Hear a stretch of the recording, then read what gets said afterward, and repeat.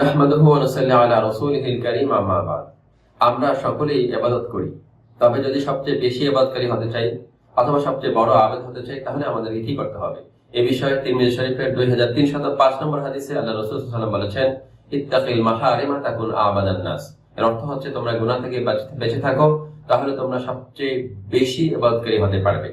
এই হাদিসে আমরা দেখতে পাচ্ছি সবচেয়ে বেশি যিনি নামাজ আদায় করবেন তাকে আল্লাহ রাসূল সবচেয়ে বড় আবেদ বা সবচেয়ে বেশি ইবাদতকারী বলছেন না।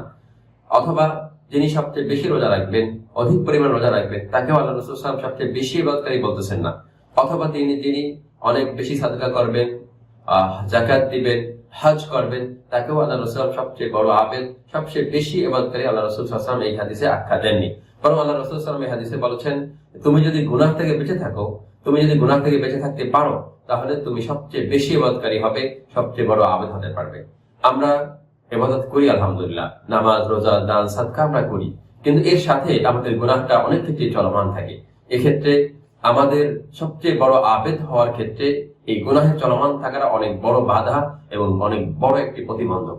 আমরা চেষ্টা করব আমাদের ইবাদত গুলো চালু রাখবো, ইবাদতের পরিমাণ বাড়ানোর চেষ্টা করব, সেই সাথে সাথে আমাদের আপ্রাণ চেষ্টা করতে হবে যেন আমরা গুনাহ থেকে বেঁচে থাকতে পারি। আমি জানি আমি কোন কোন পাপ করি, আমার পাপের একটা লিস্ট করে একটা পাপ আমরা ছাড়ার চেষ্টা করি।